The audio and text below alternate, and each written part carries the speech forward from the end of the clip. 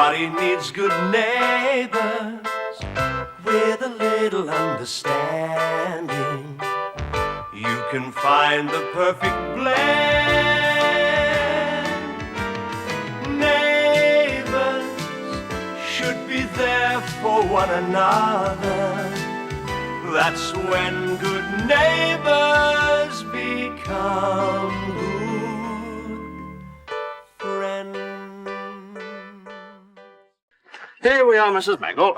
1 white cucumber sandwich, 1 glass of water. Iced, of course, not just straight out of the tap. Thank you, Mr. Bishop.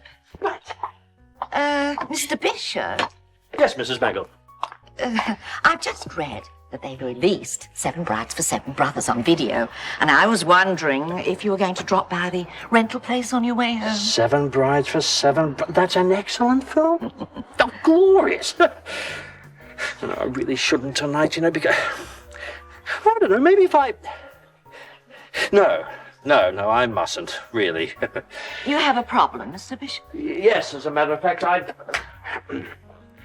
picked up a big bundle of Dear Georgette letters from the Erinsborough News office this morning. Far too much work. Yes, well, you know how I feel about you writing that column. Yes, I do, actually. What's this, you've mentioned it, 16, 17 times? I really can't see what you're concerned about. I'm not concerned. I'm just interested in what you're doing. Yes, well, of course you are. Yes, well, I won't be able to watch that video tonight. Great pity, you know, because I used to idolize Howard Keel when I was a youngster. Bless your beautiful heart wherever...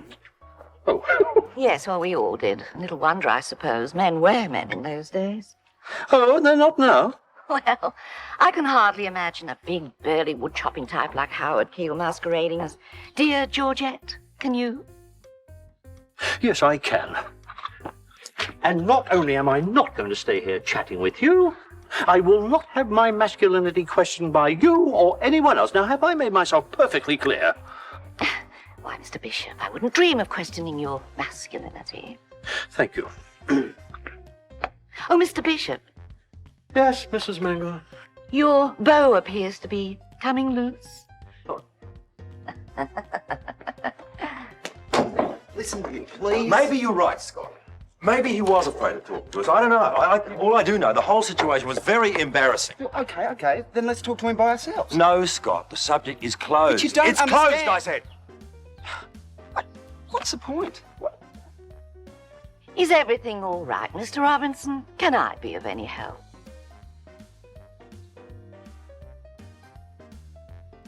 Des, how do you think I would look in football shorts and thongs? Cute, mate. Real cute.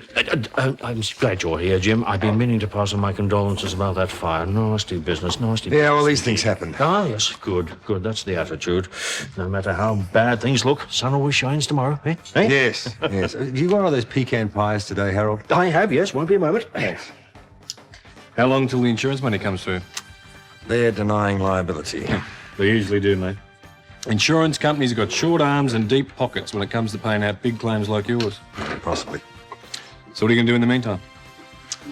Oh, we've had to lay off all the staff. Cripes. And I'm going to have to sit down with Ross and try and piece the whole thing together, make sure everyone gets paid. Set of bank statements would help, I suppose. I could get them run off and drop them in on the way home. Well, if it's not too much trouble, I'd appreciate it, yeah. Mate, I would give you my own mother if it made you feel any better. See you later. Thanks. Yes, Des. Now, Jim, will you be taking this pie with you now? Yes, absolutely. Good. Thanks. There we are. Oh, that's great. Good. $9, thank you. $1 change. Thank you. There we are. See you. Rob, hello. Hey, Jim, good to see you. Got time for a beer?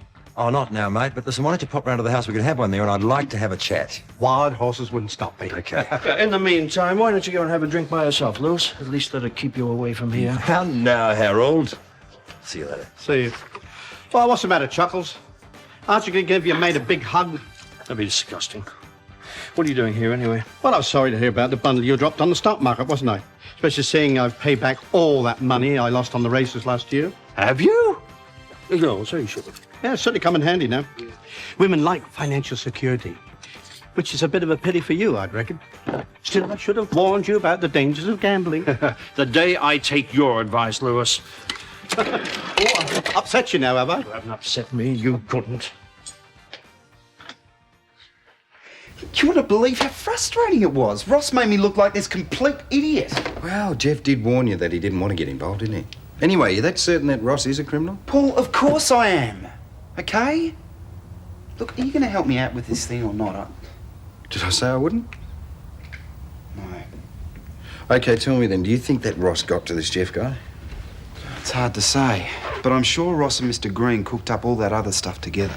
I mean, they both denied there'd been a tender, even though I got a letter confirming it. And what about the money? Oh, personal business. Oh, that's interesting. Why? Well, it could have just been a simple bribe to get another engineering contract. Well, you know the story. Mr. Green says, give me $5,000 and I'll make sure you get the next tender. It stinks. Yeah, of course it does. But if Ross was doing it all for the company's benefit, then he should have come clean and told Dad the truth, shouldn't he? So Ross has been ripping him off? I'd say so. The question is how. Okay, will you tell Dad then? Yeah, it won't do a lot of good, though. Oh, come on, why not? Because we haven't got any hard and fast evidence.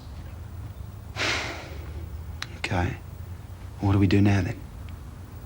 Well, I don't know about you, Scotty, but nobody's going to swipe my inheritance without a good fight. Paul?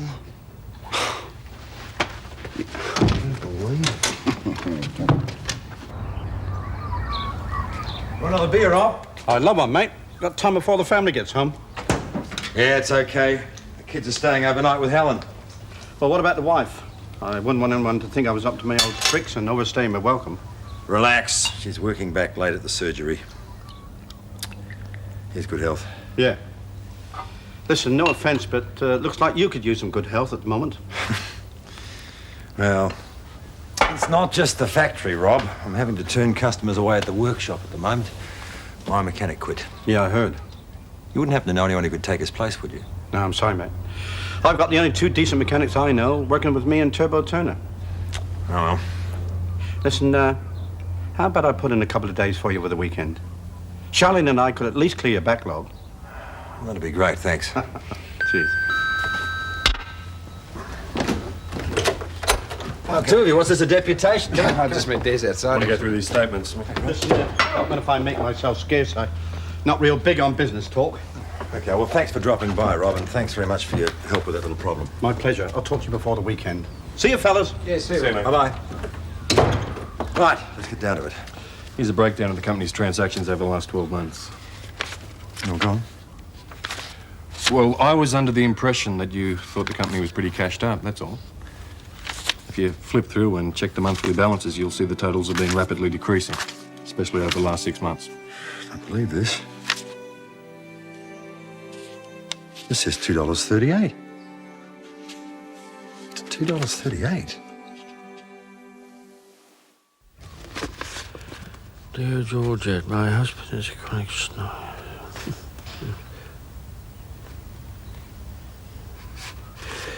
Perhaps you'd like to read one of my dear Georgette letters, Mrs. Mangle. Well, I am doing my embroidery, Mr. Bishop, and I must say that I'm surprised you should ask. But perhaps I do have a moment just to read one, and I'm sure you'd value my opinion. Oh, I'm sure I would, yes. Oh, it hasn't even been opened yet. No, it has.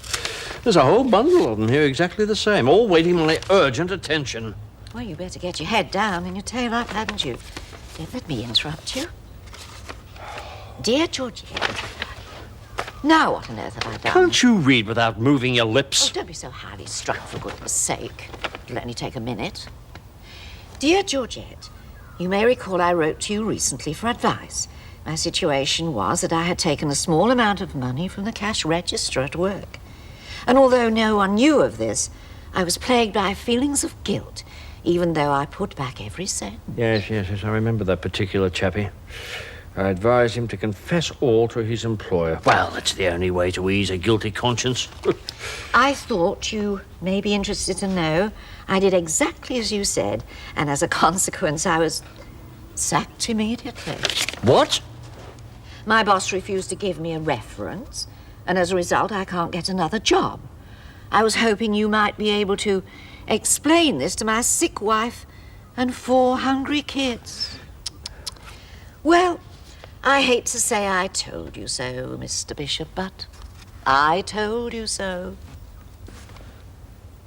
Thanks, Des. Are you sure you'll be able to handle it yourself from here? Oh, yeah, Ross and I will have a serious talk about his bookkeeping, that's all. Okay. See you later, guys. See you, Dad. Dad, you really don't believe that stuff about bad bookkeeping, do you? No, not anymore. Did you manage to figure out where all the money's gone? Ah, it's difficult to tell. Well, all the withdrawals have been in cash, a few grand here, a few grand there. It all adds up to one very, very sick bank account. Oh, great. I don't get it, Dad. I mean, how can you let him do it to you? Paul, Ross and I have been partners for 12 years. I've never had any reason to question the paperwork. Well, don't you think you should talk to Scott? I don't think we ought to do anything until we're in possession of all the facts. We need to know what we're dealing with now. Yeah, true.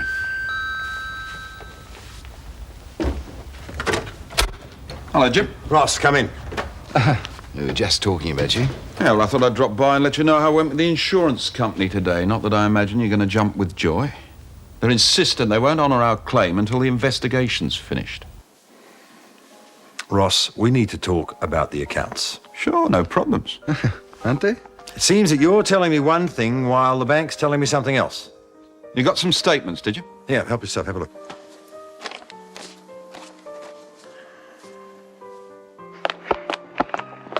Hey, wait a sec. That's his car. Whose? Ross's. He must be seeing Dad. So? So, we better go in there and find out what's going on, haven't we? I don't know what's going on now, but I can tell you what's going to happen in a minute. What? You're going to go in there and your dad's going to chuck another mental, that's what. Yeah, probably. But you don't expect me to sit around here, do you? No, come on. Anyway, it's good practice for my investigative journalism, isn't it? I'm going to be a cadet, you know. You already are one, a space cadet. Oh! Hi, Harold. G'day, Harold. Oh, wonder what's eating him. Who knows? Come on. Hey, wait a sec. I reckon Ross's red diary could be in there. You'd love to get your hands on it, wouldn't you? For sure. The driver's door's unlocked.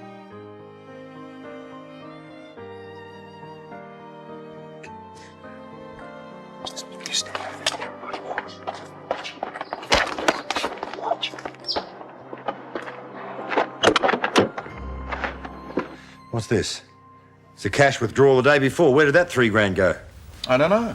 All the records were burnt. Materials, maybe. Some suppliers offer discounts for cash, you know.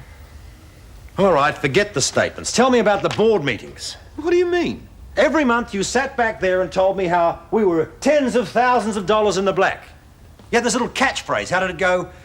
The company is performing consistently well with $2.38. I was talking about our position on paper.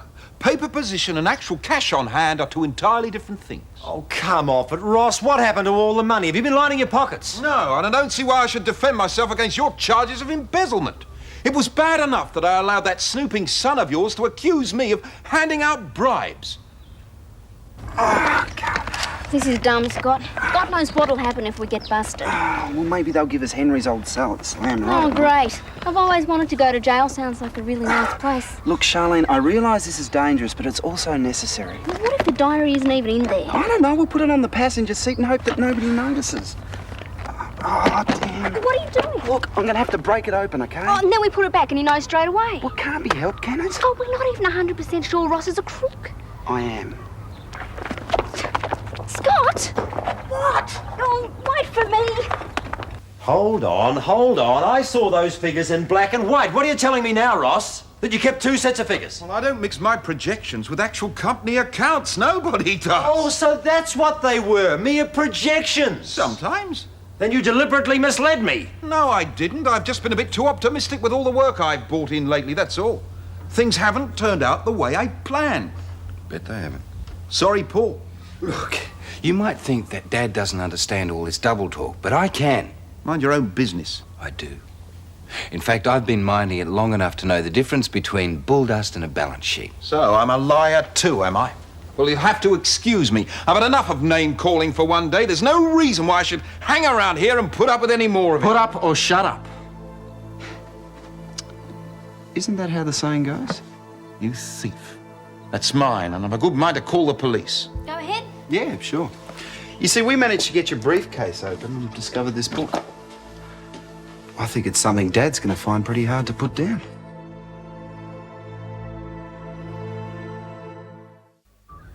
It's all in here, isn't it, Ross? Dates, people you paid company money to, amounts. I'm like a pretty hopeless crook. If I had any brains, I would have destroyed the stinking thing. Is that the only thing you regret, being a hopeless crook? No, of course not. It's just a final humiliation, being nailed by a couple of kids. Those kids, as you call them, had you pegged a long time before I did. I'm glad you asked them to leave, though, and Paul. I wanted the chance to explain in private. Well, go on then, Ross, explain. I don't know where to start. Try. Look, Margaret and I have been living beyond our means for years. She's the kind of woman who pushes, you know what I mean. The neighbours get a new swimming pool, we've got to get one. Her best friend's husband gets her a mink coat, she's got to get one too. Not that I'm blaming her, mind. I've always wanted to keep up with the Joneses myself. Two dreamers together, and did you enjoy the luxuries that I paid for? You don't know what it's like. It's addictive. So a couple of years ago, I started speculating. Gold futures, poker games, land subdivision, anything to keep it spinning.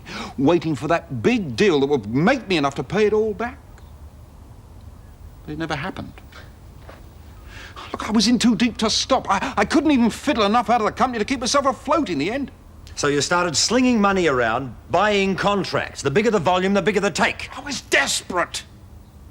Desperate enough to have someone torch the factory for the insurance money? Oh, Ross. How could you?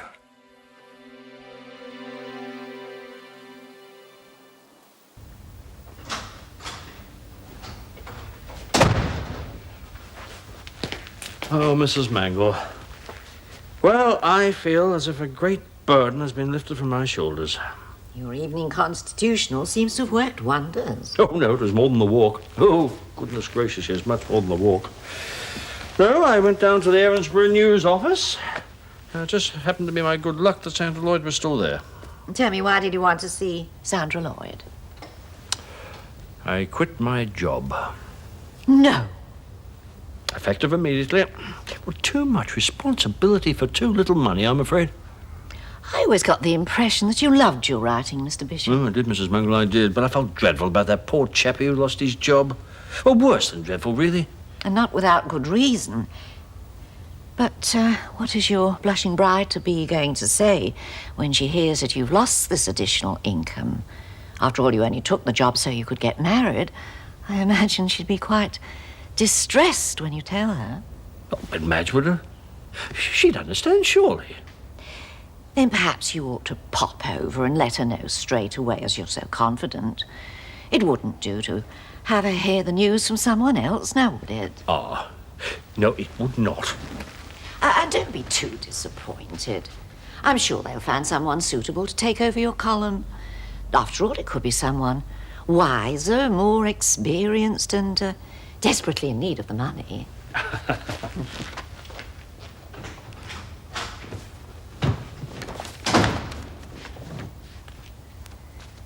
I didn't do it to hurt you, Jim. You've got to believe me. It all happened so easily. The first time it was difficult, but one thing leads to the next and you're not in control anymore. I've known you for a long time, Ross. Well, I thought I knew you. I've always known you've been motivated by money, but I was stupid enough to think that was a good thing in a partner. You aren't stupid. I was a good partner. That was 12 years of my life too, you know. We both worked damned hard to build that factory. Then how could you bring yourself to burn it down? I had no choice. Look, Scott was getting too close for comfort. It was the only way I could solve my problems. I almost feel sorry for you, Ross. You're but a shadow of the man I went into business with. You're not going to phone the police, Yeah. Look, just wait. Why should I?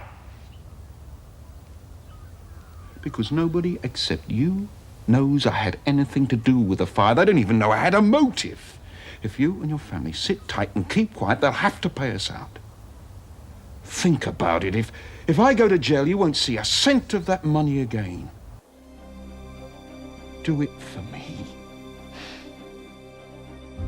Well, damn it, man, do it for yourself.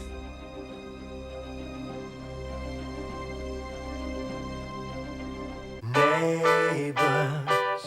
Everybody needs good neighbors with a little understanding. You can find the perfect blend. Neighbors should be there for one another. That's when good neighbors become good friends. Are you sure we're going to be able to manage without your money from the newspaper? Oh, look, Madge, I'll get another job if I have to. I'll get another 10 jobs if that's what it takes to provide for you properly. We should have heard something by now. Don't worry, your dad'll handle it. Yeah, I suppose. Actually, I'm glad we found that diary. Otherwise, Ross could have wormed his way out of it again. Nothing like the 3 S's to make a bloke feel good. You know? Shave, shower, Henry! shampoo. I feel like a new man. Don't build our hopes up, Henry. All right, everybody. Power time. Power? What about? You, big guy. Well, since we'll be all living together pretty soon, it makes sense to sit down and work out a few ground rules, don't you reckon? Well, Henry, Harold and I are busy. It was your idea. It'll only take 10 minutes. Yeah, look, come on, Madge. Henry has got a point here. All in the spirit of glasnost, eh? Yeah. All right, excuse me. All right, you two, come on. Henry Kissinger here wants a conference. Mum, can't it wait? Oh, yes, it's a bad time. Well, your summit is going to have to be put on ice, Henry, until things are sorted out next door. Oh, great. Yeah, thanks, Mum. Come on, what is happening over there? Relax. Your dad said he'll call and he will.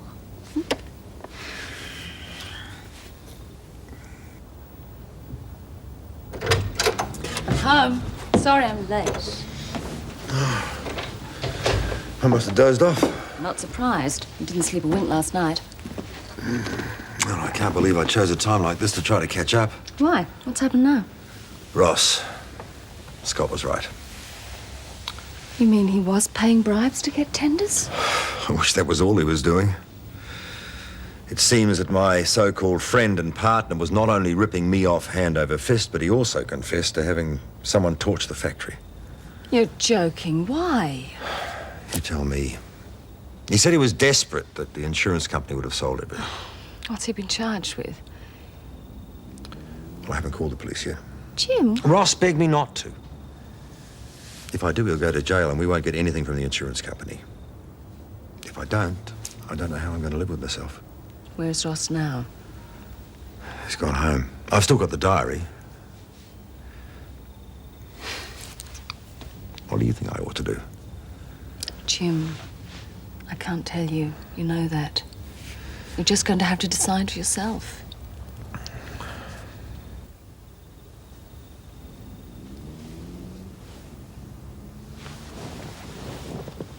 Mike, I know they're not going to send you to jail. But I just want you to know that whatever happens, you can count on me. Yeah, I know. Thanks. Man, where have you been? I've been worried about you. So I see. I'm perfectly capable of looking after myself, Jane, thank you. As a matter of fact, I've been out on business. This late at night, what sort of business? Personal business. It's getting late. Shouldn't you be going? Yeah, I guess so. Oh, Mrs. Mangle, Henry told me you were getting him to build a kennel for Bouncer. Yes, that's right. Well, if there's any way I can help pay, just say so. No, thank you. I'd like it to be my little present to Bouncer. All right. Good night.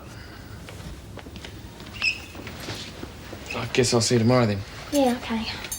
See ya. Bye. Nan, how can you be so rude to Mike? Don't you realise what he's been going through? I'm sorry, Jane, but I've never felt comfortable in the company of a mugger. He is not a mugger. And what else would you call someone who's been charged over a bashing? Nan, he did not do it. Well, that remains to be seen, Jane. Oh, yes, I'll admit that I used to be very fond of Mike, but there's a very dark cloud hovering over his head, I'm afraid. You're not being fair. I think I'm being extremely fair.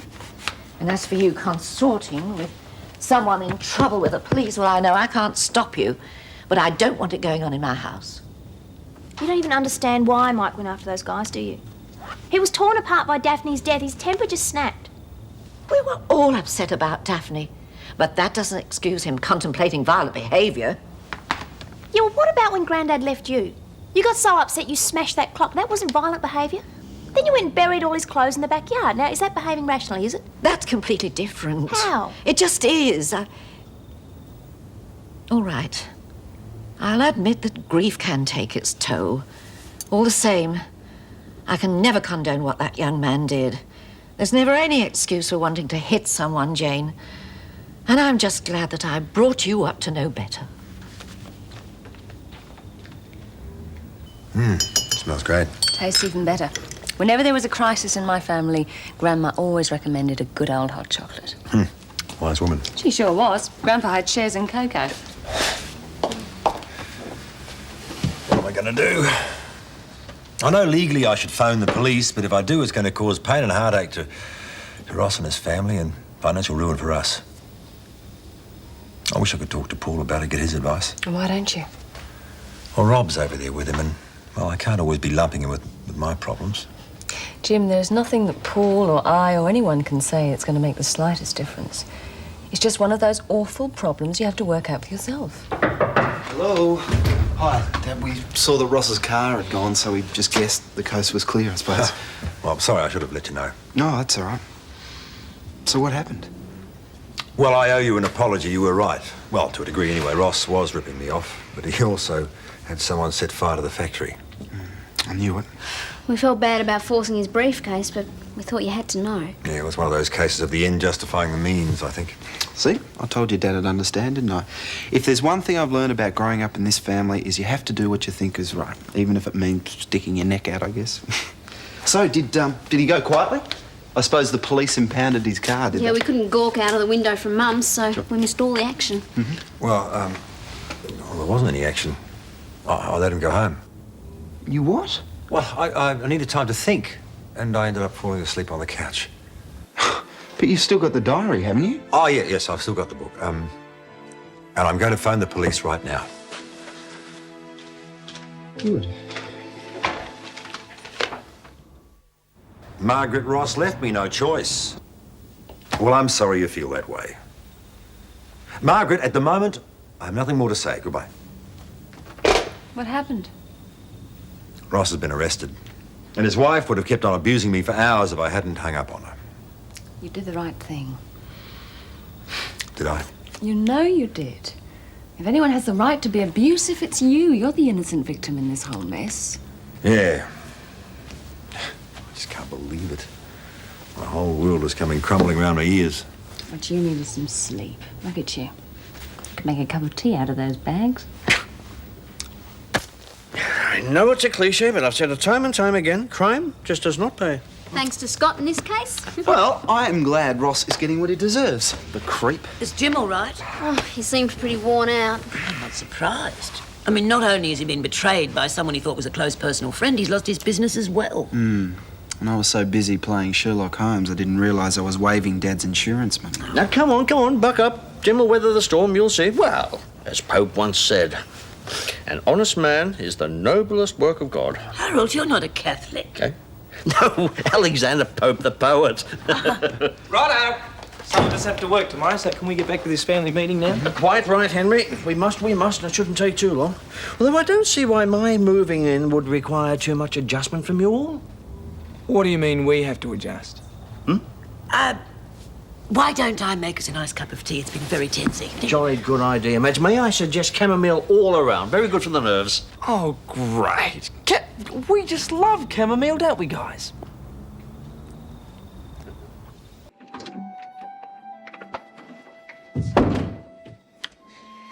Sorry I'm so late. I forgot that I had to get some books out of the library for my language history assignment. No worries. Do you want a chip?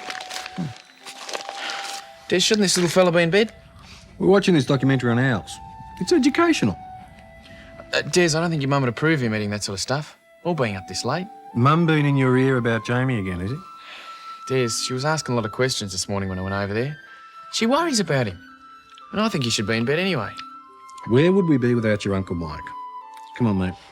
Betty boys, can you grab his teddy, mate? Yep.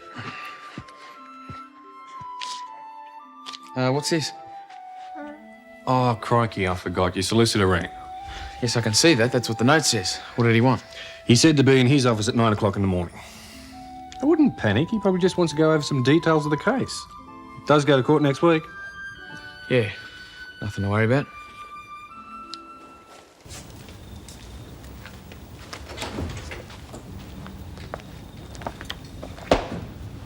Jane, I thought I might make a light supper. Would you like some? No, thanks. Nan, what have you been doing? You've been shut away in your room since you came home. Just reading, dear. You usually read out here. I thought it might have had something to do with the envelope you brought home. Oh, you noticed my envelope, did you? I couldn't help but notice it.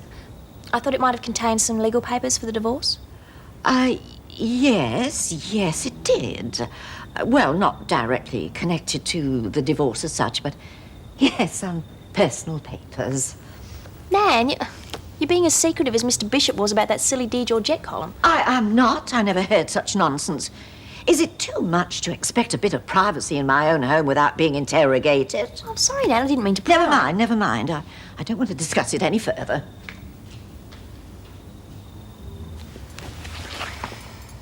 Well, you've all said your piece, and by and large, I think your requests are very reasonable. Mind you, I do think that the reports on my snoring are a little exaggerated, but nevertheless, I shall try to control it. Well, that's very understanding of you, Harold. Yeah, all right.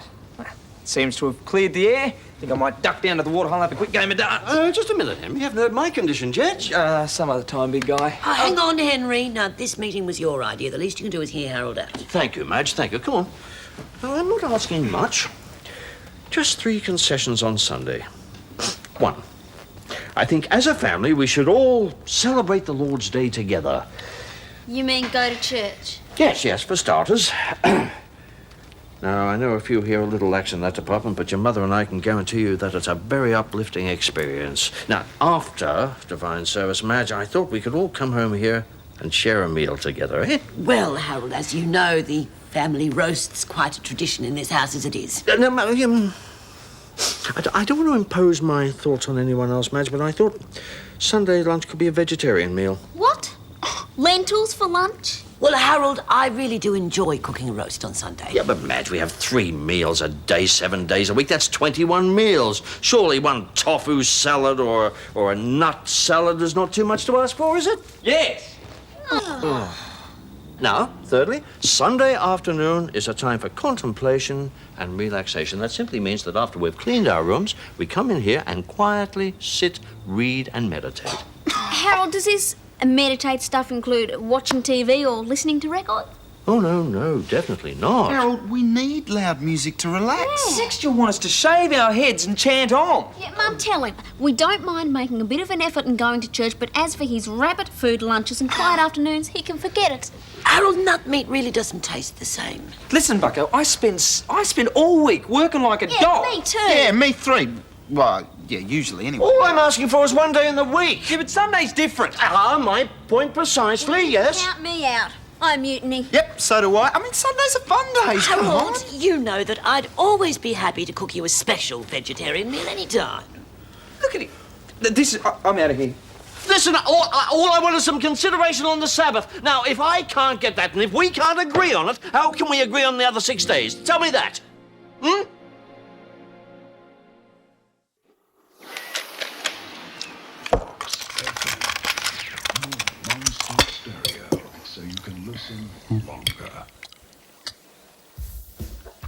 That bad, eh? Scrambled eggs. They're supposed to be fried, only I dropped the egg carton. Sorry, Des, I'm just not hungry, I guess. You got a big day ahead of you. Good breakfast to keep you going. You're not nervous about it, eh? Just a bit. I just wish I knew what the solicitor wanted. Well, what did he say last time you saw him? Not a lot. He said he wanted to check all the facts before commenting too much. Well, that's it then. He's heard both sides of the story. He just wants to talk to you. Yeah. Mate, all you can do is tell the truth. If there's any justice in this world, you've got nothing to worry about. Well, that's just it, Des. I mean, seeing those 2 blokes get off so easily makes me wonder if there is any justice in the world. So, what are you up to today, Lenny? Must almost be a lady of leisure now. Still a few things I can do. Not much, though. I might try and fix a water pump on Willie. What? Don't let Dad catch you. Willie is supposed to be strictly after hours, Well, remember? either that or I sit around twiddling my thumbs all day. Damn! We know you're upset about last night. I mean, we didn't mean for it to turn out like that. Yeah, no, and I'm really sorry about walking out too. I'll apologise to Harold if you want. So you should. I was ashamed of you. I'd hardly slept a wink all night. I didn't realise how things were going to change when Harold moved in. Well, look on the bright side. I'm trying to convince Sal to let me move into Tony's old room. With a bit of luck, a third of the problem will be solved. Well, it's not that easy for Charlene and me, Henry. I mean, for starters, we're broke, and the job prospects for the immediate future don't exactly look rosy. You can say that again. Listen to you. Talking about moving out, I don't want that. I love Harold, yes, of course I do, and I want to marry him, but none of it means losing my family. There must be somewhere here. Lost something, Mr. Bishop? Yes, my keys. I'm sure I put them there on the table, and now... Well, I haven't seen them.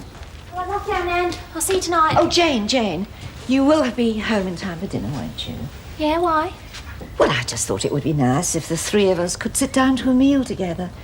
Mr. Bishop will be gone soon, and I'm making Hunter pie. Hunter pie. Well, that's my favourite. Mrs. Mangle, you shouldn't have gone to all that trouble just for me. But I must admit that having a meal together would be a much appreciated gesture. Needless to say, it hardly expresses how much Jane and I will miss you when you're gone, Mr. Bishop. Well, the feeling is mutual, Mrs. Mangle. I just hope that my leaving doesn't cause you any inconvenience. Financially, I mean. Oh, no, at least that side of my life seems to be more secure these days. Well, good for you. How so, if you don't mind me asking? Yeah, Nan, how come? Oh, just sensible budgeting, that's all. Wonderful, wonderful. Making a budget and sticking to it is fundamental to good housekeeping. I was saying that to Matt only the other day. Well, I'm surprised that Ramsay woman took such an interest in good housekeeping. I'm afraid, Mr. Bishop, that the well-ordered efficiency that you so dearly treasure here will soon be lost to you forever. Nan. Well, it's true. The Ramsay household is nothing but boxed chaos.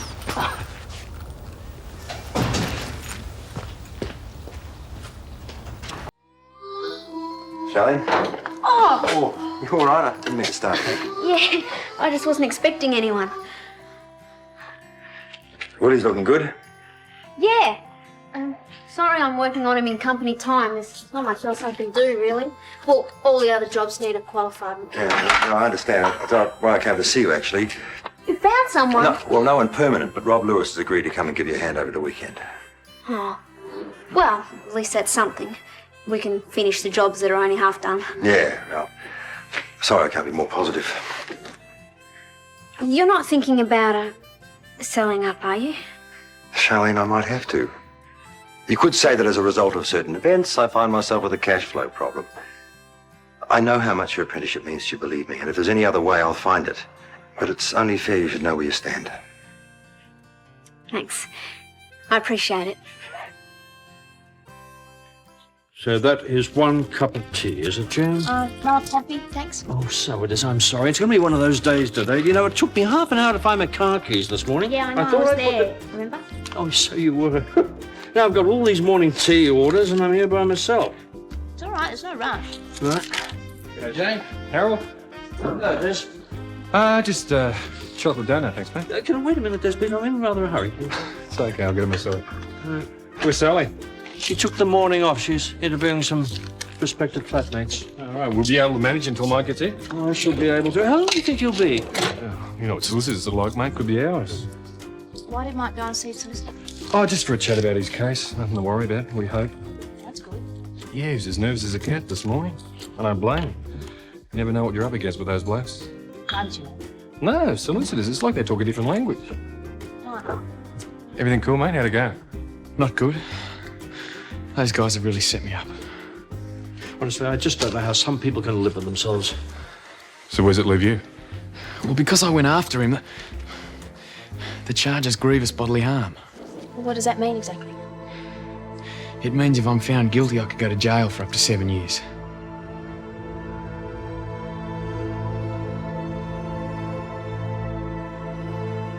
neighbors.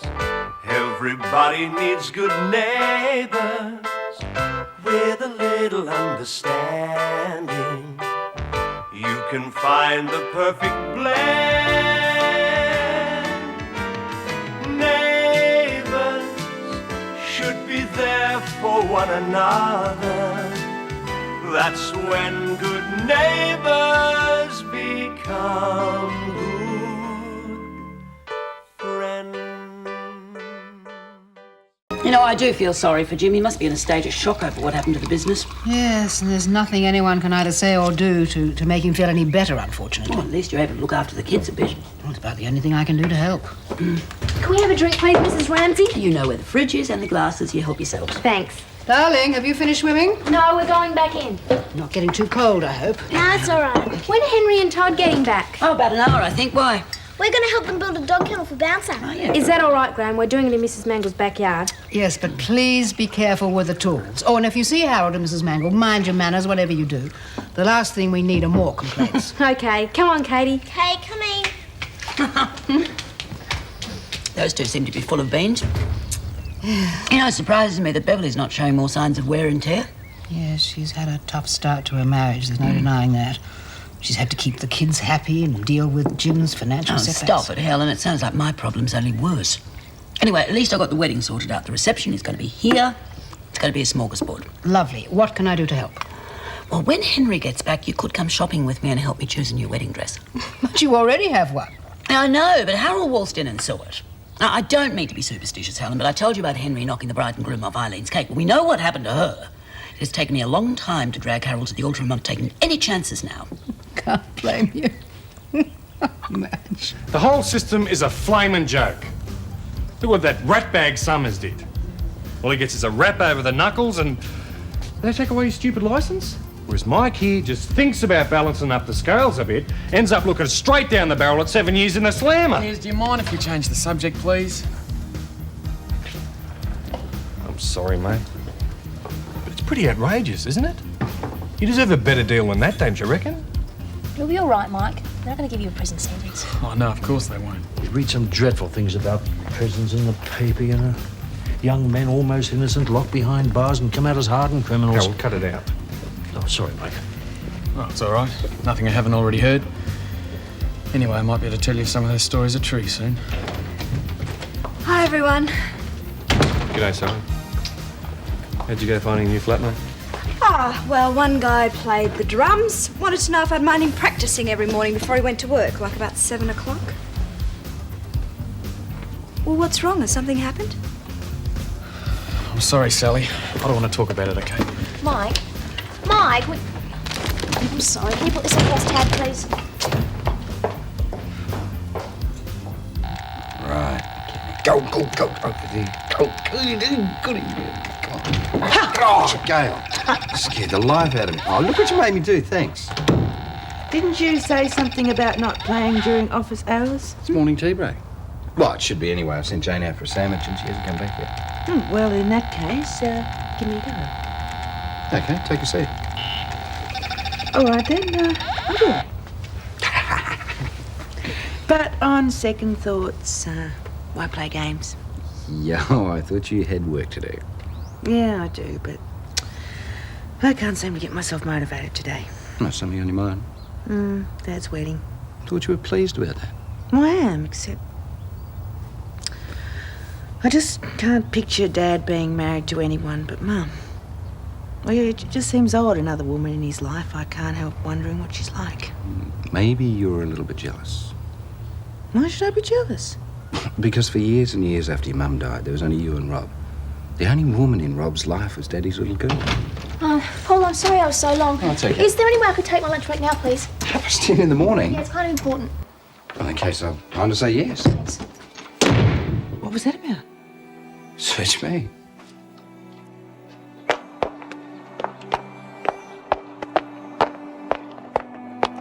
Mike.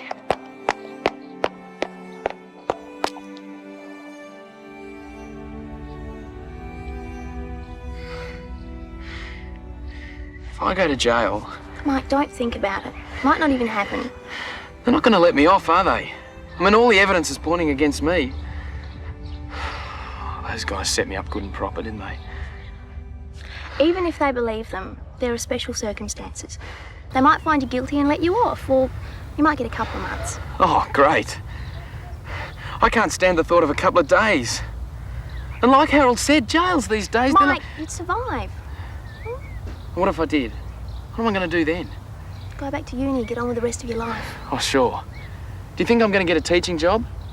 Do you think the education department are going to hire me when they find out I've got a criminal record? See? Whichever way I look at it, there's nothing left. That's not true. Daphne's gone, my career's gone, and if I hang around here, I'm going to get put in jail. What do you mean, if you hang around here? Like I said, if. Mike, you're not thinking of taking off. Why not? All I've got to do is fill the bike up and go. You're being ridiculous. You got to promise me that you won't do it. I'm sorry, Jane. I can't. Jane, I'm sure he didn't mean it. You didn't hear the way he spoke. Running away'd only make things worse. Hey, I'll say, skipping bail's a very serious offence. I know, and I'm scared that that's exactly what he's going to do. Jane, come on, don't let it get you down, eh? Look, Mike's scared too, and that's why he's talking about running away. Besides, Des would lose the bail money, and I don't think Mike would let that happen, would he? I guess not. You know he'll do the right thing. Hey. Now, come on, do you want any more time off? No. No, I'll be all right. Thanks, both of you. Knock, knock. Oh, come in, Dad. Well, she's on her way. Just been on the blower. So she's coming then? Yeah, catching the bus. Great. Oh, it took a bit of doing persuading her, but... Why, didn't she want to meet us? No, love, it's not like that. Of course she wants to meet you. It's just... What's the work you do running this place? You know, Gloria's a bit shy and she's down to earth like me. You know, I'll book in a room here for the weekend, but she'd probably be as happy in a caravan park. Dad, she won't do either. You're both staying with us. Yeah, I was about to say the same thing. Oh, well, yeah, we will, thanks. Yeah, give us a chance to get to know her properly, won't it? Yeah, I'm looking forward to meeting her. Oh.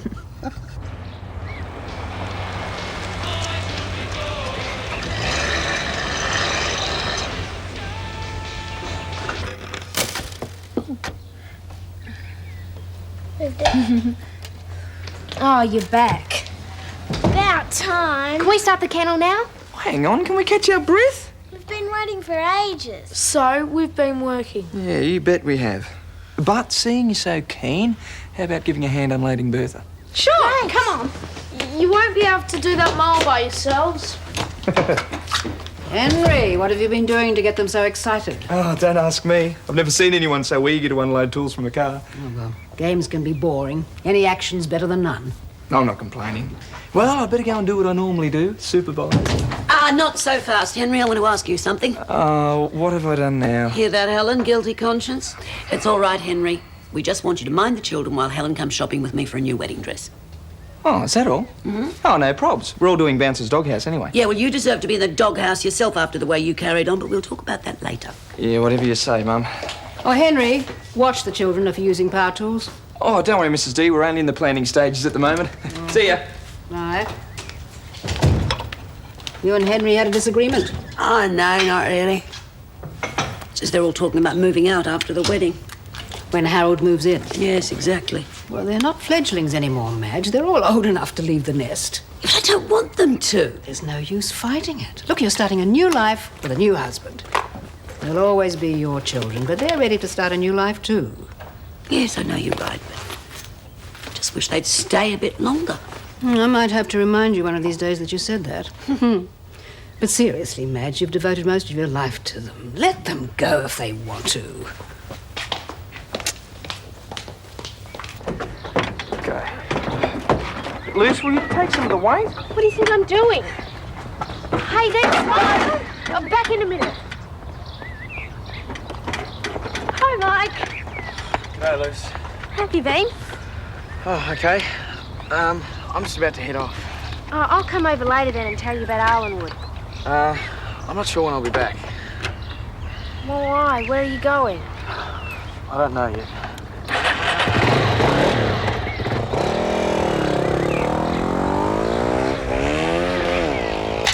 Here we are. Come again. It would be a pity if Mike went to jail, you know. Young man, his whole life ahead of him, being locked up with thieves and murderers. Yeah, look, I think I've got the picture. And when you stop going on about it, you're making me nervous. Yes, quite right. Always look on the bright side, eh? Mike might not go to jail. Even if he does go to jail, it mightn't be so bad. I mean, look at Henry. No, on the other hand, it took him quite a while to adjust when he first came out. Ask Madge. Here, I love. Here's my money. Can't say I got good value. Why, was there something wrong with the food? Well, the pie was all right. One of Madge Ramsey's. But the vegetables you gave me, well, they were hardly out of the ground. What happened to the days when we used to cook our carrots and greens? I'll have you know that they were cooked. Very lightly, of course, but they're nutritious that way. Well, they might be nutritious, but a man would need a set of steel choppers. Doesn't the customer have a say anymore? It is our policy to be a healthy eating establishment. I'm sorry to hear that you didn't enjoy your meal, Lewis. Should have known what to expect with you in charge of this joint, Bishop. Still, I'll be eating home cooking soon. I'm getting hitched. Married? What, you? Don't look so surprised.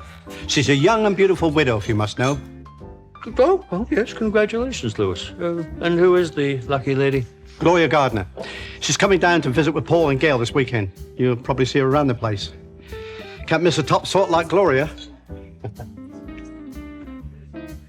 Must remind me to send a wreath to the wedding. Can you imagine a type like Lewis talking some poor woman into cohabitating with him? Look, I wouldn't know about that, but at least he's got someone to share the bills. Eh? Do you know I've interviewed 3 prospective flatmates and they've all been duds? So far, Henry's the best offer I've had. Now, I don't like to interfere, Sally, but you know how Henry feels about you. Do you think it's wise to let him just move in like that? No, I don't. That's why I've turned him down. Good for you. Respect, Sally. That is the only thing to build a good, solid, stable relationship on. Respect. 1, 2, 3. Over we go. Come on. Good boy. Stay there. Atta boy. All right. Let's get him measured up. Oh, this is in inches. Oh, that's a few short of a yard. A yard? Yep. And width. Got it. What sort of kennel are we making? I'm glad you asked me that. I call it our traditional kennel. Expert craftsmanship built in, of course. What about something special and we enter it in that competition in the Erinsborough News? What competition? The most imaginative pet house. You send in a photo and the winner gets their picture in the paper. And 6 months free supply of pet food. Now listen, this is supposed to be a quick job. Mrs. Mengel isn't paying me much. Yeah, that'd be right. Can we build something really special? Like a palace or something? And don't get carried away. How about a bicentennial kennel in the shape of Australia? Oh, hang on a minute. Or we could do Ayers Rock, or a tall ship with a gangplank so bouncers can get in and out. Lucy, I am not being paid to make a scale model of the Endeavour. The order was for 1 dog kennel. We can still do something a bit different. I mean, Emma's decorated her mouse house and she's entering. We could enter the guinea pig's house. Yeah. Great idea. So let's just make the basic doghouse like we planned, eh? It's a bit of shame about the competition, though, I reckon. There was even a special prize of $100. $100. Well, why didn't you say so? In that case, I reckon we ought to build Bouncer the best dog kennel anyone's ever laid eyes on. Hey, Bouncer, Bouncer, Bouncer! Sally, should this pressure cooker still be on the stove? Oh, no, I knew I'd forgotten something. Oh, I know I shouldn't go overboard, Helen, but I really do want something attractive. Well, you might as well do it in style. Here we are, 2 herb teas. Oh, I'm sorry, Sally. 1 herb and 1 coffee. Oh, my fault. I'll make you a coffee. No, don't worry. I'll drink the tea. There's something on your mind, Sally? Oh, it's Mike. Oh, Jane told me he's so worried about the trial, he's talking about taking off rather than facing up to it. Mike wouldn't do that. Oh, I hope not. The court case is bad enough. I just don't know how Des would cope if Mike did shoot through. And heaven only knows Eileen certainly doesn't need any more bad news. I'm sure you're worrying needlessly. I mean, Mike's a sensible boy. He'll find the courage to face up to the charges in court. Oh, I hope you're right. Because he'll be in terrible trouble if he does disappear.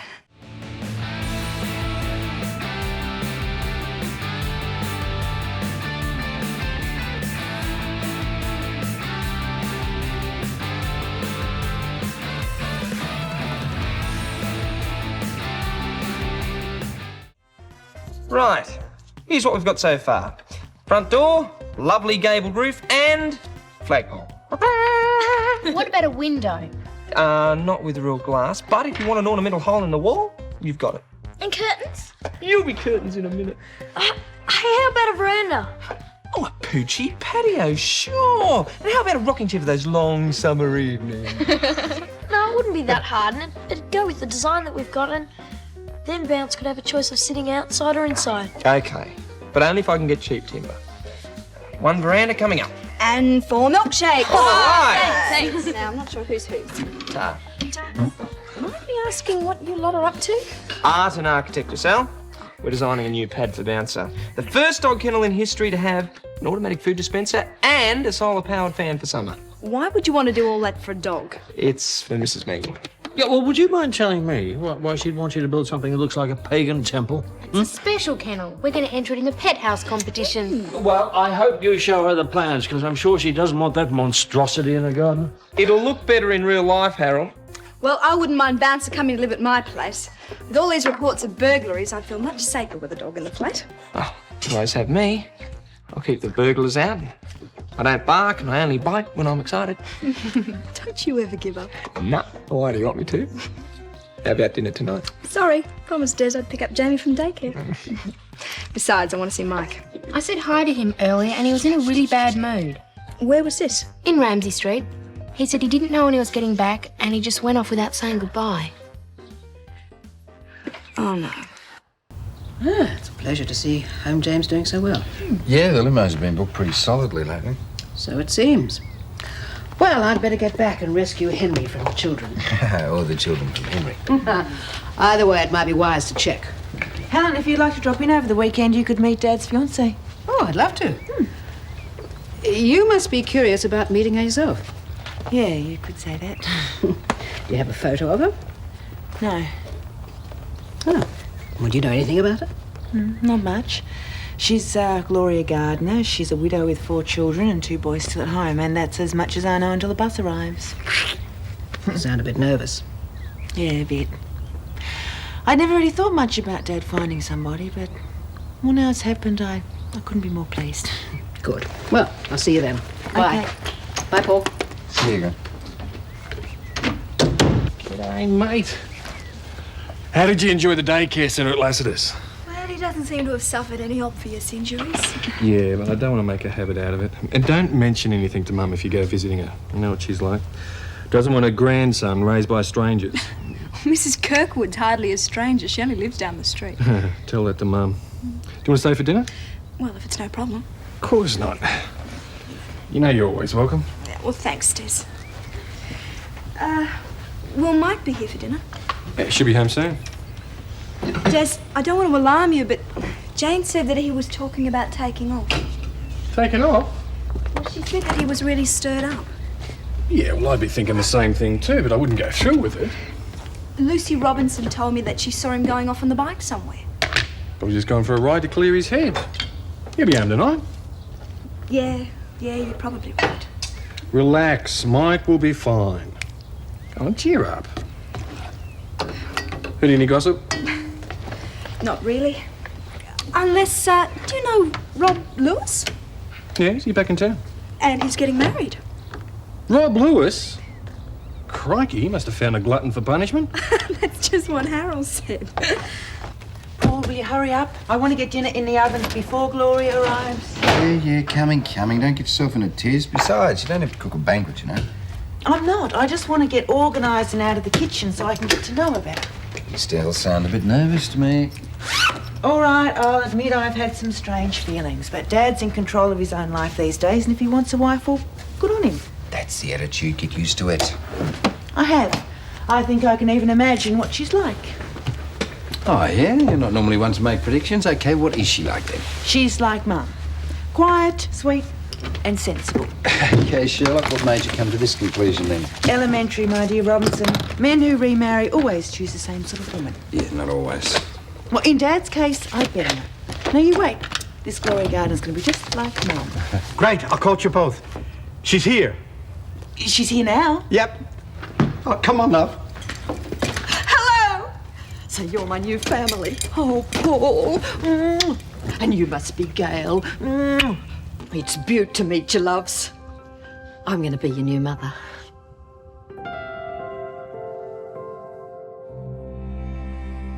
Neighbors, everybody needs good neighbors with a little understanding.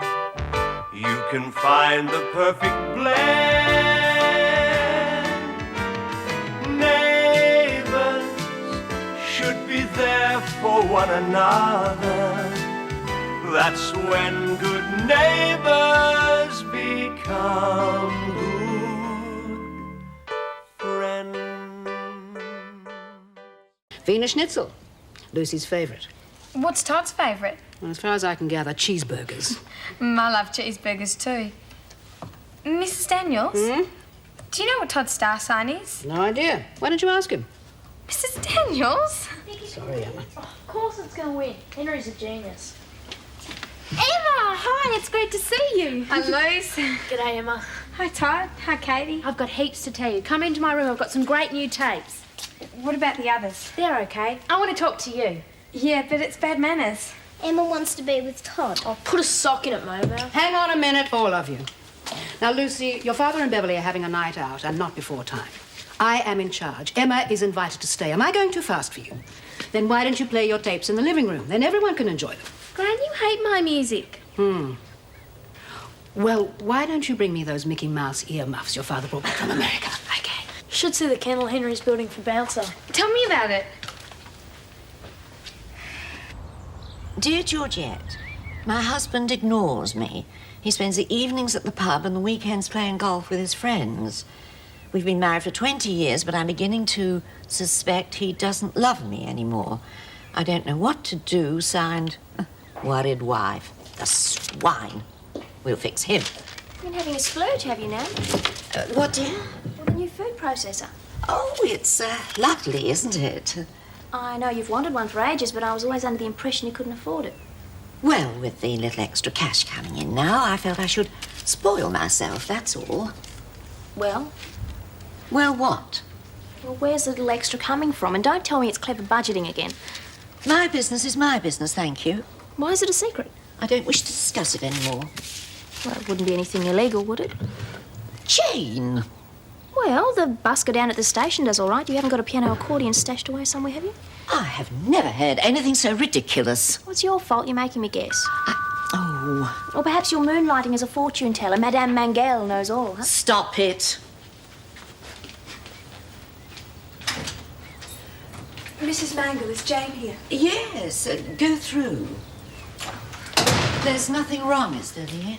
Jane, have you seen Mike in the last hour? Spoken to him? No. Lucy Robinson saw him riding off in the bike. He wouldn't tell her where he was going. I'm terrified he may have... Run away. No, he wouldn't have. Well, you know how worried he was about the court case. You told me yourself he was talking about running away. Well, yeah, but... Well? He did say something about getting out, but... Well, he was upset he wouldn't really do it. I'm not sure that you know that boy as well as you think you do. No, Nan, he wouldn't do that. I know he wouldn't. You can close your eyes as much as you like, Jane. The truth is that boy has changed, and I wouldn't be in the least surprised if he is on the run. Oh, come on, Dad. A joke's a joke, but... Crikey, you're not joking. When? Well, it doesn't give you much time. Eh? No, I don't think a Learn As You Sleep program's going to help you. OK, cop this. Who won the Melbourne Cup in 1979? That's pretty good, Dad. But you forgot to press your buzzer. Yeah, Sal was here, but she's just gone over the road for a tick. Yeah, I'll tell her. She'll be just as surprised as I was. I'll get her to call you when she gets in. All right, bye. Where'd you get to? That was Dad on the phone. I just popped in to see Jane. I thought you might have heard from Mike. Had she? No. Hey. Stop worrying. I told you, Mike's too smart to do something dumb like running away. Yeah, I suppose you're right. So, what did Dad have to say? No, don't faint. But he's going to become a contestant on that Scoop the Pool, you know, that quiz show on television? He's what? Apparently there's mega bucks in it and heaps of prizes. And after all, he's no dummy. Do you want to finish setting the table? Oh, sure. How many places? How many do you reckon? Well, I've lost my appetite, and it doesn't look as though Mike's about to put in an appearance. Come on. Look, I'm sorry, Des. I didn't want to make a big deal out of this, but I care about you and Jamie, and I care about Mike. And if he has run off, he's only made things 10 times worse for himself and for us. He hasn't run off. Well, I wish I could believe that. Sure you won't change your mind? Look, I know you haven't got much of an appetite, Sal, but when Mike comes walking through that door, you're going to eat your words. Pity the garden isn't bigger. Why? They'd stay out there longer, wouldn't they? You know, you should have seen your face when Gloria first Don't. If she calls me love one more time... Take it easy, Gail. It's just an expression. Well, I hate it. It's all right when your dad uses it. Well, he's entitled to, isn't he? Yeah? Well, just remember that we have got a long evening ahead of us. Oh, it's lovely out there. Same as the house. So you like gardening? With my name, I should, shouldn't I?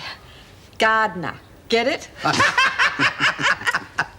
No, I never had much time for it, actually. Couple of pot plants, but they never last. I'm not marrying her for a pot plant. Oh, he's that proud of you. The way you've got on in business and everything. I've really been looking forward to tonight. Yeah, same goes for us. Dad, why don't you show Gloria her room? We could all use a drink, Paul. Yeah. Gloria, what do you have? Oh, I'd kill for a cold ale, love. Done.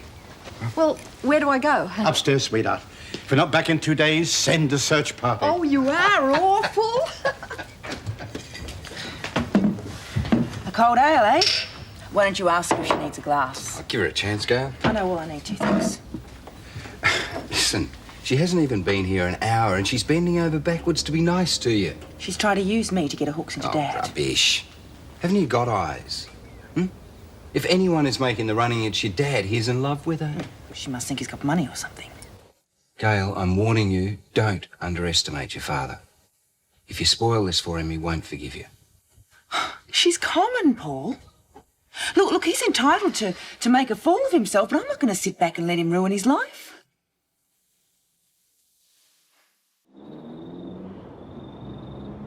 So the drunk staggers up, knocks on the door and said, "Excuse me, madam, I think your pants have fallen down."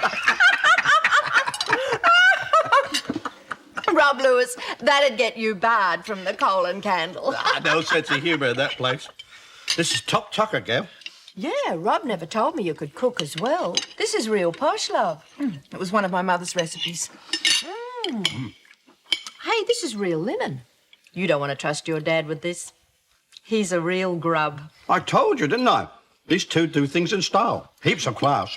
Real class isn't having things, it's knowing the difference. My mother taught me that. You know, it's a good steak, but there's something missing. Well, you haven't got any sauce. Sauce. Tomato sauce, just a ticket. You're going to put tomato sauce on filet mignon. I'll get it for you. No, you won't. You're on holiday, and you're a guest. Gail will get it. You do have some, don't you, love? Yes, I'm sure I have a bottle somewhere. Oh, look, you don't want Gail running round after you. I'll get it for you. No, you're the guest. I'll get the sauce. I don't mind. No, I insist. What do you want me to do with this? Throw it out? You get that. I'll put that in the oven. Mike will have it when he comes in.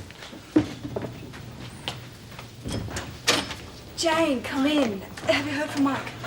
That answers my question. I was hoping you'd be back. Not even a phone call?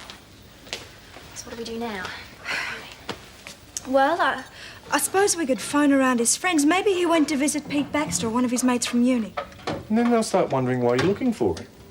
Next thing, all of Erinsborough think that he shot through. He'll be back, all right? Des, is it okay with you if I wait here until he gets back? I'm going a bit crazy at home. You sure? Look, all his stuff's still here, even his saxophone. It'll be okay. I don't know. I spoke to him this morning and he was really upset. He said if he got convicted, there's no way he'd get a job as a teacher. His whole life would be ruined. Probably just letting off steam. That's what I thought at first, but I don't know. He said all he had to do was fill up the bike and go. I told you, Des. Look, I know Mike. He's smarter than that. He'll be back, all right?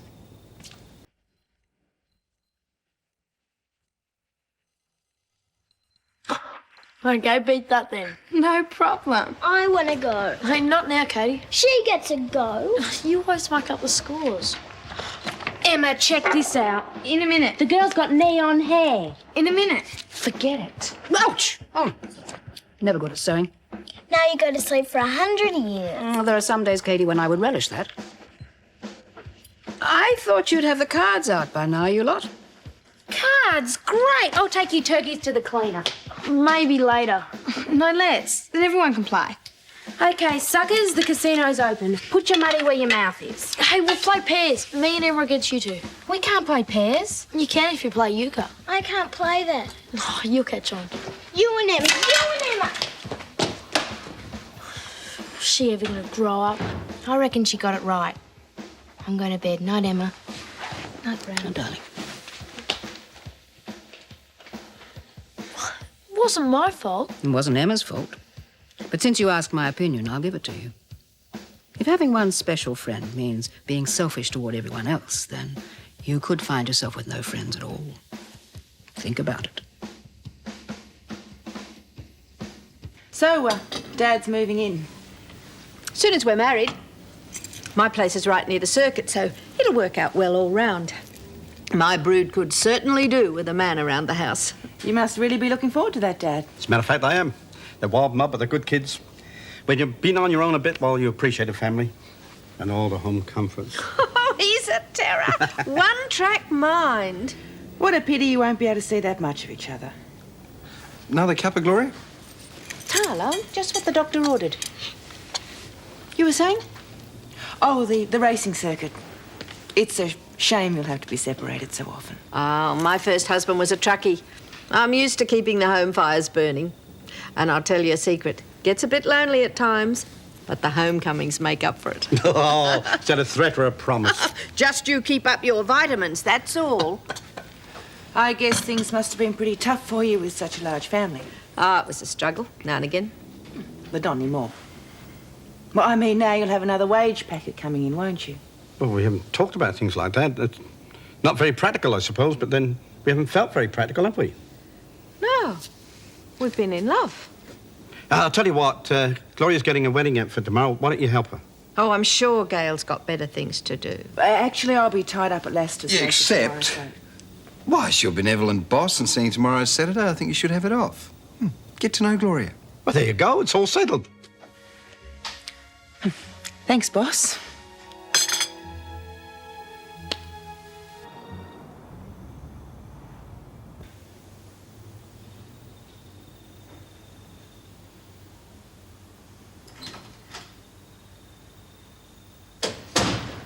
Jane? Oh, what time is it? It's after midnight. Oh, coming in at this hour. I was at the Clark's. Chasing after that boy. Nan, will you please just stop it? Jane? Oh, Jane, I didn't mean to upset you. Nan, he didn't come home. Oh, there.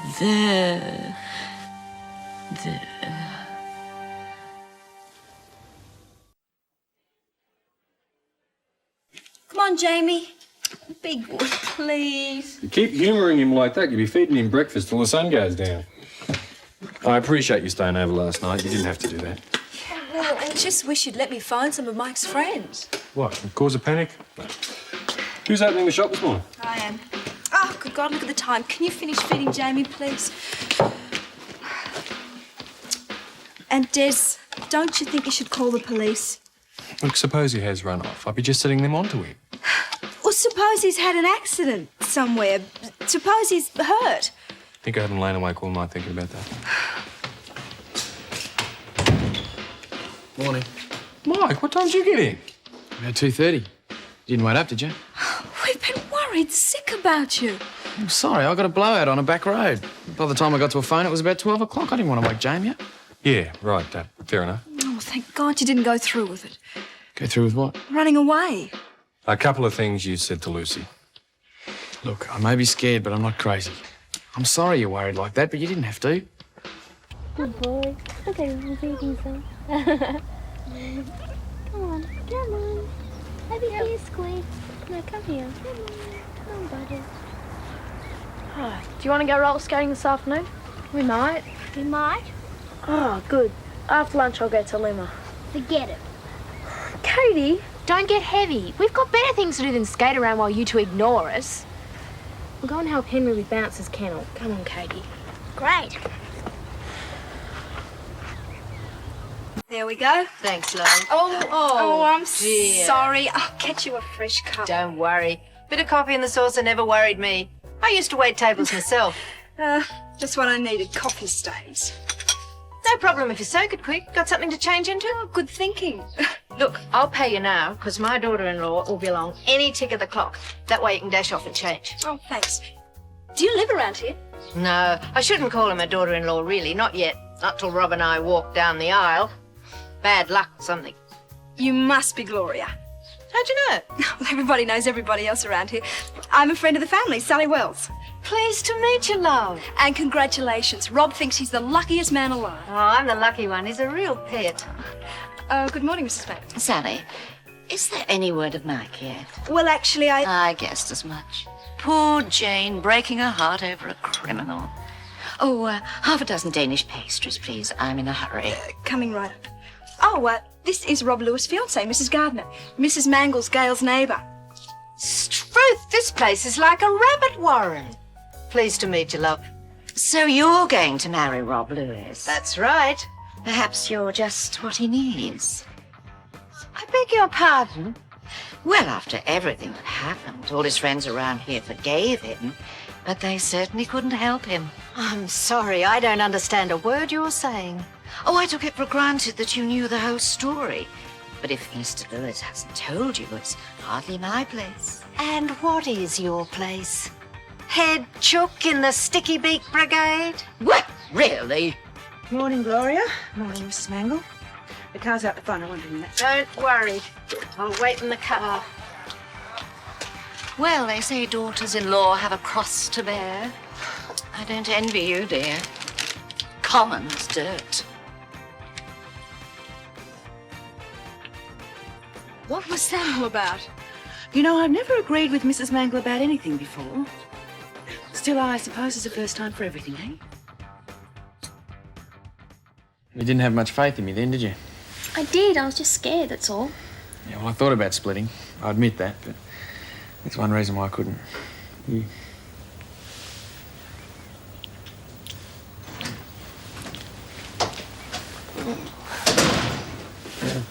When you've quite finished, decided to face the music after all, did we? I think it could be time for me to go. Yeah. I'll catch up with you later, okay? Okay. Bye.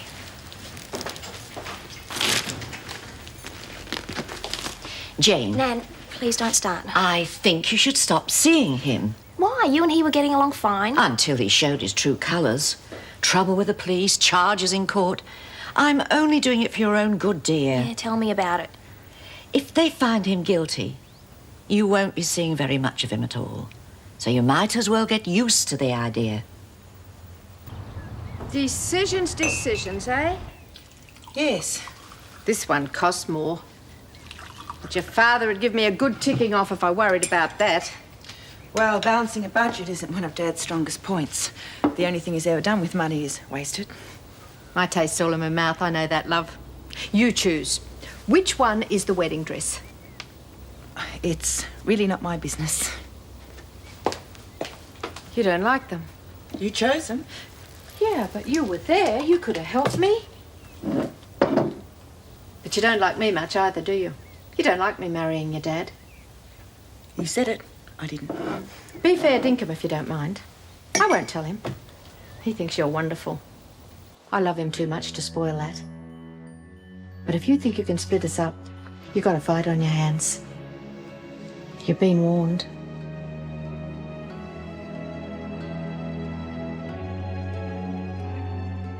Neighbors, everybody needs good neighbors with a little understanding. You can find the perfect blend. Neighbors should be there for one another. That's when good neighbors become good friends. How's it going? No problems here. How are things with you? Well, look, just having you here for the last couple of days has been a terrific help. At least it's given me a bit of leeway to decide what to do with the place. Have you? Look, I don't see that I've got much choice. I think I'm going to have to sell. That'd be a shame. I mean, you could find yourself a good mechanic who doesn't mind putting in the time and effort. This place would be a little gold mine. Yeah, if... Listen, if you've got the time, I would quite like to sit down and talk the thing through with you, get my ideas straight. Anytime. I'm at Paul and Gale's. Why don't you drop in and have a couple of beers? Then you can meet Gloria. I'd like to do that. I've heard a lot about her. Oh, you'll love her, mate. I guarantee it. Everyone does. Doesn't make any sense. Why would Gloria pick a fight with you when you've only known each other for a day? Well, I don't know. Why don't you ask her? And just what was the fight over? It wasn't exactly a fight. We just had a bit of a run-in. Whatever it was, how did it get started? It was totally trivial. I didn't like some dresses she bought, and the next thing she's accusing me of not liking her. Well, she's right, isn't she? You don't like her. Well, all right, I don't. But I've done my best not to be too obvious about it. Come on, Gail. She'd have to hide like a dinosaur not to pick up on the vibes you were sending out last night. You know, it wouldn't hurt for you to at least try to make her feel welcome. To be honest with you, I don't know what it is you've got against her anyway. Oh, you don't? It doesn't worry you that she's so loud and crass and totally out of place in our family? Would you listen to yourself? You're sounding like an A-grade snob. I am not. It's easy for you to talk. It's not your father she's going to marry, is it? Look, okay, maybe she's not a candidate for Burke's peerage, but she strikes me as being a pretty upfront lady with a lot of common sense. Common being the operative word. Gail, she also happens to be genuinely in love with Rob, which to me seems to count for something. Well, that just goes to show, sweetheart, that you're not really much of a judge of character. Look, all she's after is someone to take her and the kids on board. Well, as I told her, I can't stop that happening, but there's no law that says I have to make it easy for her. And you told her that? Yes. And she as good as told me to mind my own business. Oh, the nerve of that woman. Where is she now? She went out the back. Are you going to see if she's all right? All right? Oh, come on, Paul. She'll be okay. She's as tough as a bucket full of old nails. She's probably out there psyching herself up for the next round.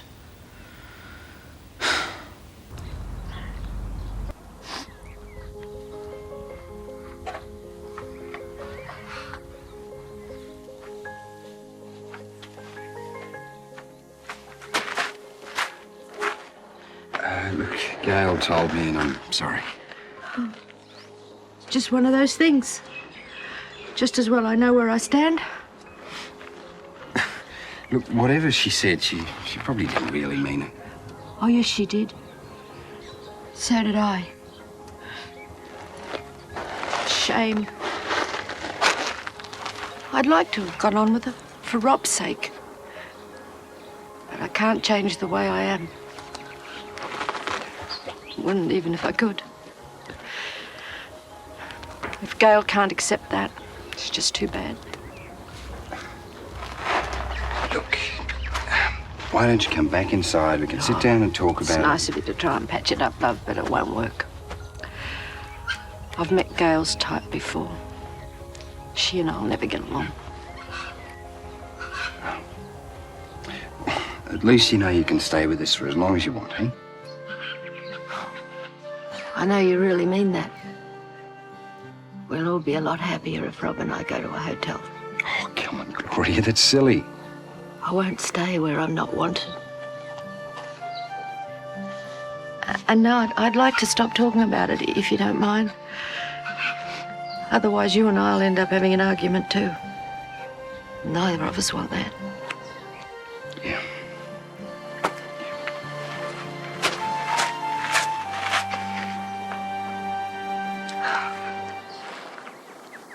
Hello, anyone home? Come in, Madge. I'm afraid I'm just off on a house call. Oh, no, that's all right. I just dropped by to give you that recipe you asked for. Oh, the macaroni and cheese, thanks. It is a bit embarrassing needing a recipe for something so simple. There's no need to be embarrassed. That's what recipes are for. Well, it's just that it's one of Jim's favourites, and I wanted to surprise him with it for dinner tonight. If I can manage not to mess it up. Oh, of course you won't mess it up, and Jim will love it. I suppose he needs a bit of cheering up at the moment. Well, actually, he's coping remarkably well. A lot better than I would, I'm sure. Oh, yes, but spend all those years building something up from scratch and have it go up in smoke. It's not just that. It's having a partner you trusted, somebody you thought was a friend, and then finding out they've been robbing you blind behind your back. Anyway, thanks for the recipe. I must get a move on, otherwise my patient will think I've deserted them. Yes, well, I better get home too. Henry and Charlene are both working and Harold's dropping by for a nice quiet lunch. Oh, hello, Jim. Hello, Madge. You going out? House call. Shouldn't be too long. Oh, well, that's okay, because I'm going out myself. I'm going to have a game of golf with Paul. Well, that should take your mind off things. Well, I do have an ulterior motive, as a matter of fact. I'm hoping to run into one or two of my old business contacts. You never know, if I play my cards right, I might get a job offer. See you girls later. Bye. Well, you weren't wrong about how well he's taking it. You'd hardly think anything had happened. Well, that's Jim. He doesn't let things get him down. It's part of what I love about him. Yeah, well, she tried not to let me see, but she was pretty upset. Darling, don't take this the wrong way, but you're not one of the world's experts on female psychology. She flashes a teary eye at you, and straight away she's got you curled around her little finger. Oh, come on, Gail. She's not the devious type. Oh, yes, that's exactly what she is. First of all, she's got Dad eating out of her hand, and now she's got you as well. I'd have at least expected Dad to see through her. She's so different from Mum, it's not funny. Yeah, well, speaking as somebody that knows nothing about female psychology, of course, but did it ever occur to you that that's exactly what the problem is? See, you expect her to be a clone of your mother, and you can't handle the fact that she's not. It's not it at all. Isn't it? I think it is. You see, I've only ever seen you like this once before, and that's when you found out you were adopted. You were being totally irrational then, and you're being just as irrational now. Difference is, this time it's not justified. Well, I think I have to be my own judge of that. You can't. You can't judge because you can't be objective. See, anything to do with your parents is a very emotional issue. Now, if you're not careful about the way you handle this, you're going to end up being very badly hurt. What are you talking about? Well, how do you think Rob's going to react when he finds out what's happened? I don't know. He'll probably be like you and tell me I'm wrong, but that's not going to change the way I feel. Yeah, and what if he decides you're being unreasonable and pig-headed and you two have a falling out over this? Oh, come on, that'd never happen. How could that woman ever come between Dad and me? Gail, he loves her. Don't make him choose between the two of you because the odds are he'll choose her. We both know that that's going to break your heart. Look, if you want my advice, go out there and apologise to her, even if you don't mean it. At least that way, when the dust settles, you'll still be on speaking terms with Rob.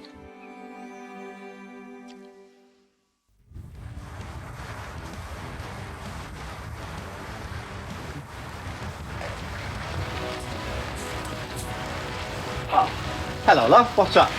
Oh, nothing. Just felt like a bit of exercise. Thought I'd check out where you're working.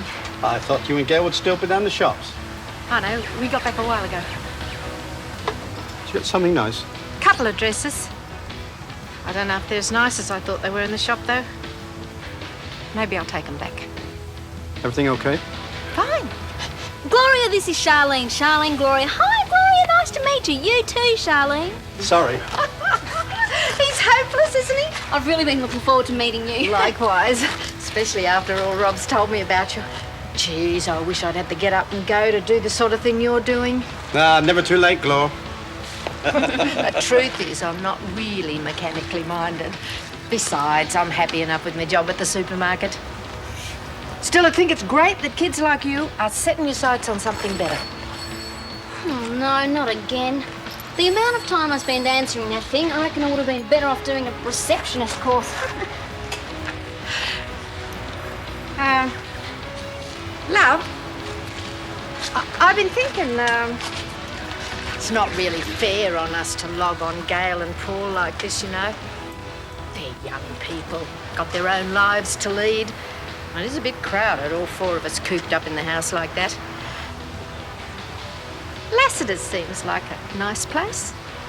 Why don't we go there? What brought this on? Nothing, I just don't like being underfoot, that's all. Besides, it'd be more like a holiday in a hotel. There's no problems between you and Gail, is there? Of course not. Look, if you want the truth, I'm just not the sort of person that's comfortable staying in somebody else's place. That's all. Well, whatever you like, love. The hotel it is. What are you doing home? I thought you were working. I knocked off at 2. 2? Is it that time? Oh, no. Yeah, we really should have waited to have lunch. Then you could have had some decent food instead of... Oh, my goodness, did I say that? I am sorry. I'm so sorry. I said I wouldn't nag anymore. Harold. You're not still worrying about the other night, are you? I mean, we're all going to get along just fine together. Happy family time, right? Well, yes, right. Right. So no problem. There you are. Everybody's prepared to make an effort, even Henry. I mean, they shouldn't have... They shouldn't have to, should they? Make Oh, an Harold, effort. of course they should. Oh. I mean, we've all got to adjust to living together. Now, at least everyone's prepared to make an effort, and we're really very lucky that Henry and Charlene actually do like you. I mean, what if they were like some other kids who resent their parents getting married? A lot do, you know.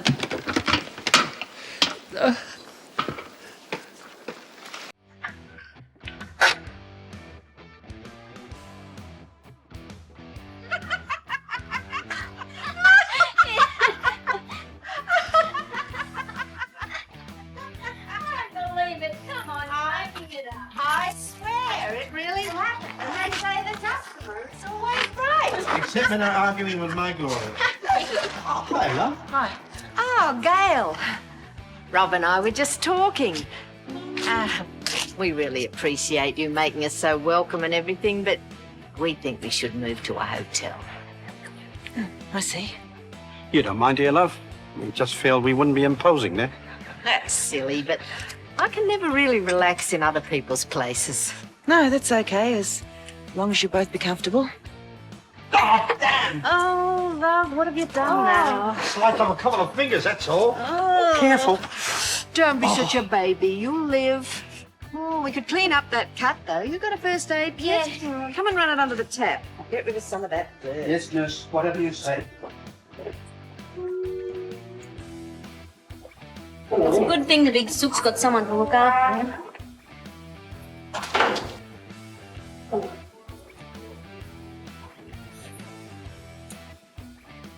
Must be something really fascinating in that paper. Oh, no, not really.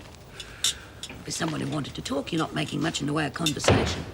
Well, I thought I might annoy you if I talked too much. Oh, Henry, for goodness sake, turn that thing up if you want to, at least so you can hear it. It's fine, really. No, I was reading somewhere you can get high-frequency hearing loss from listening to too much loud Now, music. come on, you're only saying that because of me. Now, come on, turn that up as much as you like. It doesn't worry me. It's okay, really. I like it like mean this. Come on, no, Henry, because give it doesn't... Oh. Oh, my gracious, look what I've done. I am terribly, terribly sorry. Oh. It's all right, Harold. It was my fault I didn't have a proper grip on it, right? No, you mustn't take the blame. That was just pure carelessness on my part. Will you two please stop it? Normal people do not exist in this way. Tiptoeing through life and pretending to be invisible to everybody else. How do you think you're going to keep that up? We've got to learn to live together the way we really are. Yes, Madge, you are quite right, of course.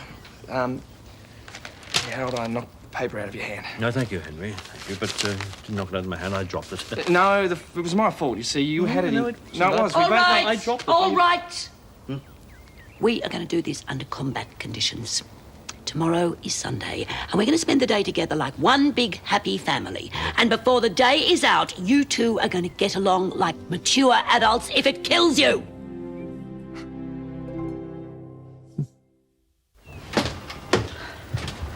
I'll start packing our things. Look, wait a minute.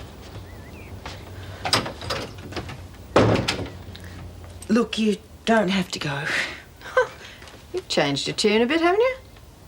Well, maybe I was wrong about you. The least I can do is give you the benefit of the doubt. Oh, don't do me any favours, love. I'd rather people came straight out and said what they think than patronise me. No, I didn't mean it like that.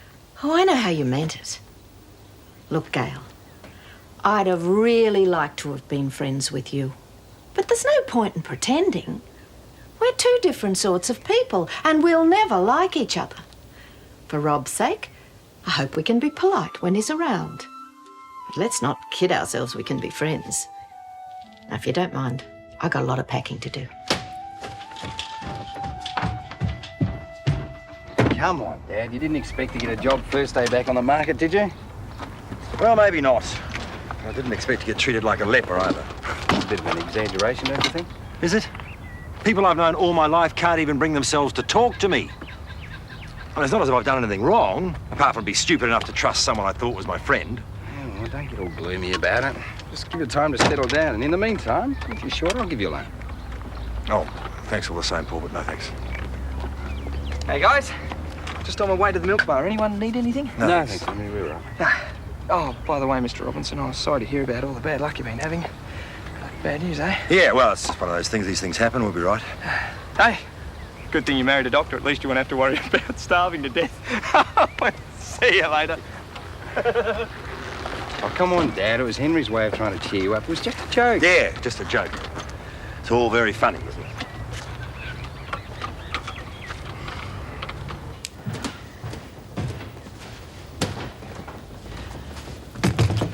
Why won't you accept my apology and stay? I thought we just settled that.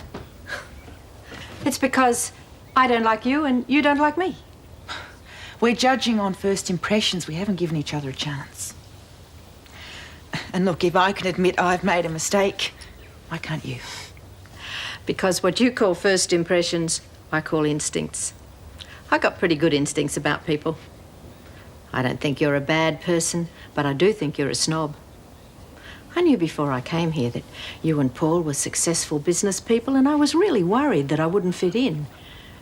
Rob laughed at that. He promised me that you were a lovely, down-to-earth girl, and we'd get on like a house on fire. Couldn't have been more wrong, could he? Oh, hello, Paul. I'll be out of your way in a minute. I'm just going to ring a taxi. What, you're leaving? Yep. Thanks for putting us up last night. I thought Gail was going to apologise. I did. She won't listen. Look, I'm sorry about everything that we've gone through, but if you're that determined, well, I'll drive you. Oh, all right. I'd appreciate that. Can we go now? Yeah, sure.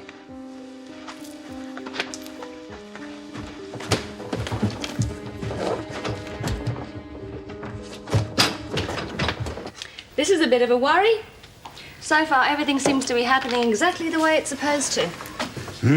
Madge's recipe. Oh, good. You could say that with a bit more conviction. No, I'm sorry. I'm thinking about something else. Ah, dear, what's the matter? Bad day on the golf course. You could say that. So you let your son beat you. It's hardly the end of the world, is it? Wasn't the game. And what? Jim, what's the matter? I found out today just how much my friends are worth. Most of them wouldn't even look me in the eye, let alone offer me a job. Well, that's their problem, isn't it? We don't need them, we've got each other. It's not as though there's any danger of us starving. Well, I can still put food on the table, even if I can't always cook it without Madge's help. You think it's a joke? Well, no, I don't, but I don't think it's the end of the world either. Well, from where I stand, it comes pretty damn close. Mind you, you wouldn't understand. You haven't lost the business you spent half a lifetime trying to build up. Or your best friend. Or had your name turned into a dirty word overnight. Jim, don't shout at me. I'm sorry. It's just that right now, I don't know what the hell else to do. It's going to be all right, my love. Really, it is. Oh, God, I wish I could believe that.